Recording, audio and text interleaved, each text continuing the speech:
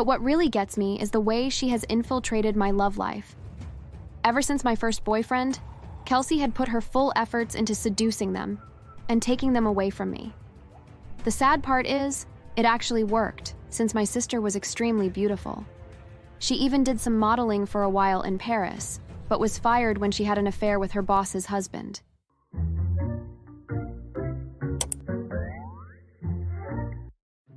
My name is Martha, and my horrid sister's name is Kelsey.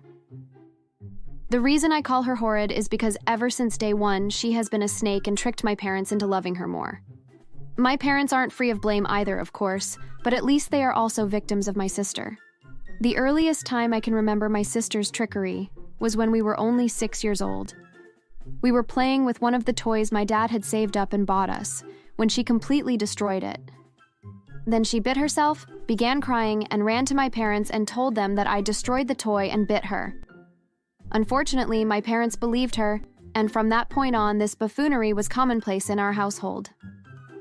So we are 25 now, and she has completely turned my parents against me. So now my parents still favors her and will send her money whenever she needs it. Recently, they helped her pay for her car, but when I ask for help, they will say they don't have money. But what really gets me is the way she has infiltrated my love life.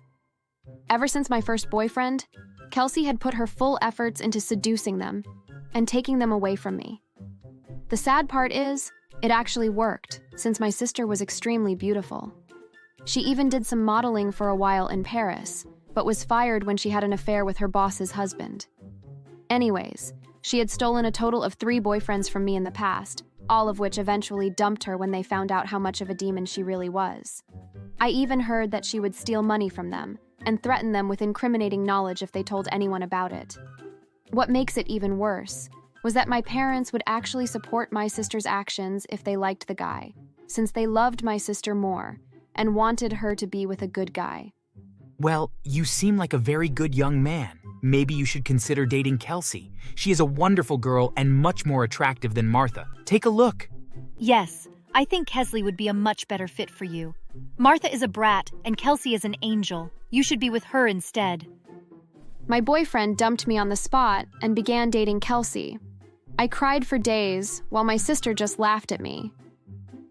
But recently, I met the perfect man, and I wasn't going to let my sister steal him away like she always did. His name is Joe, and he's everything I had ever dreamed of in a man. He's tall, strong, and has the kindest heart you'll ever encounter. I purposely had hid him from my family in order to keep him from my sister, but I have begun to feel insecure about doing this. I realize that if I trust my boyfriend, I should be able to introduce him to my family without worrying about my sister stealing him away.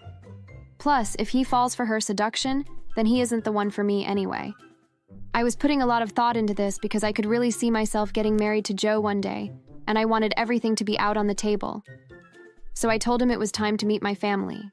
That sounds great. I can't wait. There is one thing I need to tell you, though. It's my sister. She's a demon. She does this weird thing where she tries and seduces all my boyfriends. Just wanted to warn you. Well, you won't have to worry about that. I'm with you.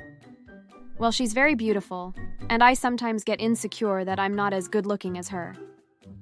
Well, from what it sounds like, your sister is ugly on the inside, and that's what really matters. Joe's words made me feel secure, and I suddenly felt okay about our gathering with my parents. However, the gathering would end up in a complete disaster. When we arrived, my parents refused to open the door. What could this be about? Did I do something wrong? It took them almost an hour to come out and talk to me, and what they told me made me sick. Kelsey told us everything. We know what you do. You are a dirty person. What? What are you talking about? We know you're a prostitute now. Your sister told us. We are so disappointed. We never want to see you again. My mother, my dad, and Kelsey all began verbally harassing me and Joe. They even accused Joe of being my pimp. I was disgusted and in complete shock and horror at how far my sister had taken things. This was over the line, and I was going to do something about it.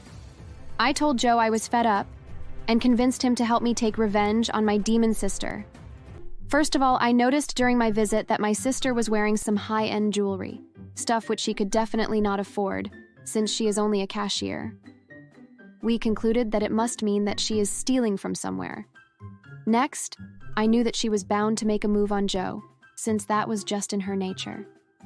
So me and Joe formed a master plan, and it began with him going along with Kelsey's seduction, only to set her up. Just as expected, Kelsey called late that night, and Joe set up a date with her to extract some information. The next night, he arrived at their date wired up with a mic, while I sat in the car listening and recording their conversation. After the small talk, Joe began asking the real questions. So tell me, where did you get that watch? Oh, well, I got it from Gucci. It looks nice. It must have cost a fortune. Yeah, well, can I tell you a secret? Sure. I only could afford it because I figured out how to wire money directly from my stupid parents' savings into my own, without any trace. It's the perfect crime. Joe tried not to have a reaction, and he went along with it. After the date, we reviewed the tapes and made sure you could hear every word of her evil confession. Next, we brought the evidence to the police, who confirmed she could get charged with some very serious crimes for something like this, which was nice to hear. But it wasn't time for that yet. There was more to our plan. We called up every boyfriend my sister had stolen from over the years and told them to meet at my parents' house to collect the money my sister owed them. Once me, Joe, and all of these old boyfriends had gathered outside of my parents' house, they finally all came out to see what all the commotion was. I played the tape for my parents, who were shocked and disgusted that their favorite daughter could be so evil. Then, the old boyfriends started shouting at my sister and demanding they get their money back as well. When my sister told them she had nothing left, since she spent it all on jewelry, the men stormed inside and took every piece of expensive jewelry she had, and they ran off with it, leaving her with nothing. Before the last man was able to escape, my dad tackled him to the ground and began beating him. I knew this was the perfect time to get the police involved. I called the police, who rushed to the scene, just in time to see my dad beating the man. When they asked what had happened, I explained that my dad was trying to rob the young man of his jewelry, and they quickly cuffed my dad. He tried to tell them they were wrong, but they just didn't believe him, and believed me instead. Next, I showed the tape with my sister's confession to the police, who were enraged at such a crime. They asked my mother if this was true, and she told them it was. Shockingly, she decided to press charges, and both my sister and father were both hauled away. My mother tried to reconcile with me and apologize, but I told her it was too late for that. I left that house and never talked to her again. I never talked to any of them again for that matter. Me and Joe are married now, and are living our best life. My dad ended up getting the maximum sentence for his crime, which was 5 years. My sister was sentenced to 15 years for all of her stealing, and they are both in maximum security prisons. I heard that my sister has spent many hours in solitary confinement because she tried seducing the prison guards. I also heard that my dad has been beaten up countless times for his short temper. I drove past my mother's house the other day, and I saw her through the window. She was sitting all alone in her house, rocking in her rocking chair. She has nobody left. I will never speak to her again, and her favorite daughter ended up being a demon. The only person that will still speak to her would be my father, but that's if he makes it out of that prison alive. And even then, I don't think he will ever be the same. Sometimes I feel like this was all too much, but then I remember the countless years of pain and agony I endured because of favoritism, and I change my mind. What do you think? Did I do the right thing?